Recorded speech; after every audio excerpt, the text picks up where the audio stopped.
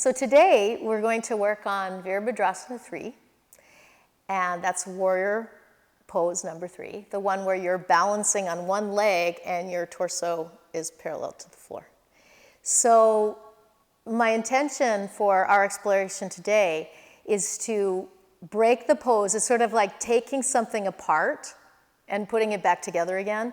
So we will put ourselves back together again, but we're going to take things apart so that if there is a leg that you have difficulty standing on, that you have a way to reorganize the relationship of your limbs and how you're moving. So there'll be just a few principles that we're going to look at, because balance, and that's really what we're working on, is how do you balance in this asana? It's a balancing asana. It's such a big topic. It's a wonderful topic because it's the ground or alphabet of all our human movement. We have to balance ourselves in gravity, and that's the situation that we have to contend with. So there are so many fun and interesting ways to play with balance, and today we're going to really focus in on just a couple technical things in Warrior 3. Hopefully that you'll be able to relate to climbing stairs. So you can actually climb stairs and be aware of what you're doing, walking, and since you all live in New Hampshire, hiking and climbing. So how does our yoga relate to our functional movement? And is the dysfunction that we perceive in our asana, sometimes different on right side, left side, is that also the same pattern that's happening in our functional movement? So that's what we're going to play with. Okay, so little by little, we move towards stability. So that's the important thing, is it's a process. We don't have to have the pose look a certain way. The important thing is that we understand there are these few principles that we're going to see if they help us or not. Okay, a way of organizing our pelvis, which hopefully will take care of our knees and make it easier to climb stairs, climb mountains, and walk and run and do all the other things that you love to do. Okay, so let's begin. We're going to lie down. And yes, so what we're going to do is we're going to lie down, and as if you were going to do bridge pose, Chatush Padasana or something like that. I'm actually going to turn myself sideways right now so that you can see from here. And then I will change my position. So you'll be lifting your pelvis up just slightly. Okay, so this is not going up to a place where my hips are level with my knees on an angle. I'm just taking my pelvis a few inches off the floor. And then I'm going to lift a leg up and put it back down. And lift another leg up and put it back down. Okay, so you've probably done this at different times in your life, maybe at the gym. So if you notice for just a moment, my feet, okay, so you're going to have your feet about sitting bones distance apart, and maybe a little bit wider than that, and then we lift up, and then as I raise and lower my leg, your intention will be to keep the pelvis level, because this is what's gonna, I'm exaggerating, but this is probably what will happen. Do you see? I'm exaggerating, but one hip goes out to the side, and this side drops down. And then in order to prevent that from happening, my feet start to come in towards the median line. I narrow my stance, okay, make myself smaller. So let's see what happens. Okay, so lie down and have your feet close to your sitting bones. And you can take your hands and reach down and see if they are aligning approximately with your sitting bones. Maybe they're in a little bit further than your outer hips, but have some distance between your feet. And then press your feet down and lift your pelvis up just a couple inches.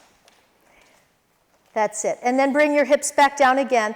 Try to come up with your torso in one piece rather than sequentially coming up. So it's not a big lift. That's it. Just a couple inches, maybe an inch or two off the floor. Not a lot. Okay. Now we're going to slowly raise our right leg up. Do you feel that? Okay. And then bring your right foot slowly down and bring your left leg up. Might be different from side to side. Take your left leg down. Bring your right leg up. Feel your pelvis. You can put your hands on your pelvis, actually. That might help. And then bring your right foot down. And then lift your left leg up. That's it. And then bring your left foot down. You notice if your feet come closer together, because it looks like that's happened, which is natural. Okay, so bring your hips down. Did you feel that tendency? Yeah.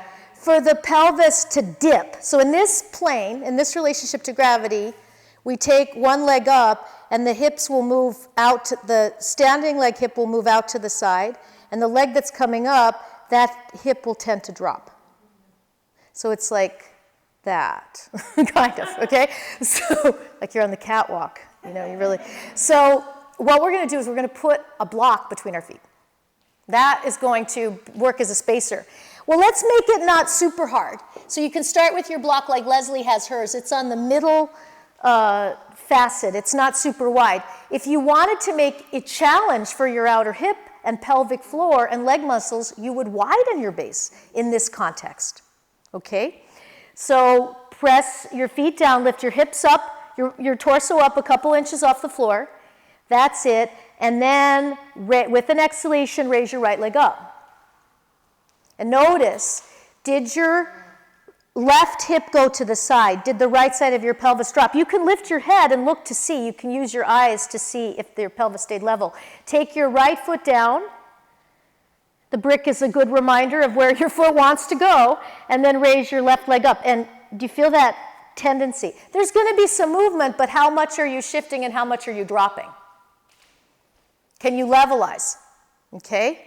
And then bring your foot down. It feels like you have to take it to the side, right? Okay, now bring your hips down. Okay, we're going to make it a little more challenging because there's something that all of us were doing. And I don't know that we knew that we were doing it. But if you imagine that we're heading towards Warrior 3. Where are your arms in Virabhadrasana 3? They're over your head, where that's classical position, or they might be by your hips, but they're not pressing on anything. Okay? So this is like when we get up from a chair and we lean on the table. It's interesting how often we'll be using our hands as a support even before we've recognized that there's something changing in the hips and legs. Okay, and then we are facilitating that decline. So take your arms up to the ceiling this time, just straight up to the ceiling. So they can't press the floor. Lift your hips up a couple inches. And then with an exhalation, raise your right leg. Oh. Wasn't it interesting how we were using our upper body? So now bring your right leg down, and then with an exhalation, raise your left leg. And then bring your left leg down. That's it. Okay, now bring your hips back down, bring your arms down, and now we're going to do a couple more of these. There's another strategy that we sometimes employ when things are difficult. Many things that we do. So making ourselves smaller is one thing we might do. Narrowing our base in that way. Shrinking when in fact expanding could be more grounding and stabilizing, okay? Of course it requires strength in your outer hips. The other thing is rushing, like picking the foot up quick. Did you notice that?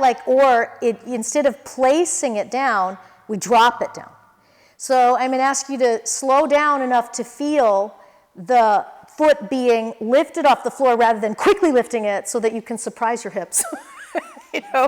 And then set it down consciously so you're able to maintain the level pelvis with the floor while you're picking your foot up and while you're placing it down. So this is really the yoga. Your concentration, your consciousness has to stay steady throughout. Okay? It's not just doing the pose and then checking out. So press your feet down, take your arms up to the ceiling. With an exhalation, lift your hips just a few inches off the floor. Okay, now we're going to, with our exhalation, slowly raise our right leg up, keeping the pelvis level. And then maintain the level pelvis as you slowly bring your right leg down against the block. and then slowly raise your left leg up. Notice how different it is from side to side. Do you all feel that? Yes. One side gets it really easily, can organize, and then slowly bring your left foot down, and then bring your hips down.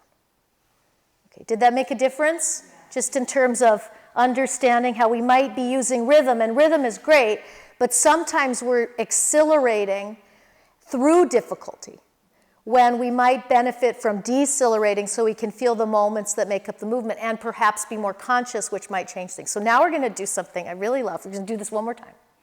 And this time we're going to utilize a really important principle in Iyengar yoga. What would that be? What's one of our first principles? Yes, it's all about that base. So what we're going to do is put our attention on the foot that's on the floor. Now, you know you're going to lift your leg. We've been lifting our legs, so our body knows how to do that. But you're going to play this game with yourself where you're focusing your attention fully on the foot that's on the floor, and then observe if that changes your pelvis. So you're not going to necessarily try to keep your pelvis level. You're going to see if staying present to the foot that's on the floor affects the pelvis. Okay? So with an exhalation, take your arms up, take another inhalation, and with an exhalation, raise your hips. Okay.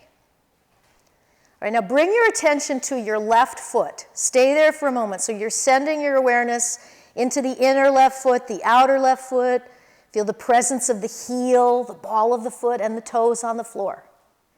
And then keep your mind in your left foot as you raise your right leg. So it's left foot, left foot, left foot. And then stay with the left foot as you slowly bring your right foot down. So the primary focus is that left foot. Then shift your attention and fill the right foot. So that takes a little time to send the awareness down into the right foot, be full in the right foot, and stay with the right foot as you raise your left leg up.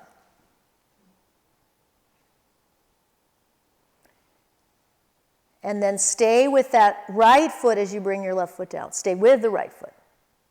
And then bring your hips down. Do you see how your foot wants to slip in, Leslie? Okay. Did it make a difference? Okay. It's a way to understand that there is this relationship. And we can play with shifting our attention to one place and then observe what's the effect in my feet. Or put the attention in the foot, how does that affect the pelvis? Ideally, the consciousness is present through the body, but at different times, it will just neglect certain pieces. So now you're going to roll to your side and come up, okay? And we're going to take our block, and we're going to put it on our mat, and we're going to stand on it. We're actually going to stand. How's that? You'll be lifting your pelvis up just slightly. Okay, so this is not going up to a place where my hips are level with my knees on an angle. I'm just taking my pelvis a few inches off the floor. And then I'm going to lift a leg up and put it back down. And lift another leg up and put it back down. Your intention will be to keep the pelvis level, because this is what's gonna, I'm exaggerating, but this is probably what will happen. Do you see? I'm exaggerating, but one hip goes out to the side and this side drops down. And then in order to prevent that from happening, my feet start to come in towards the median line.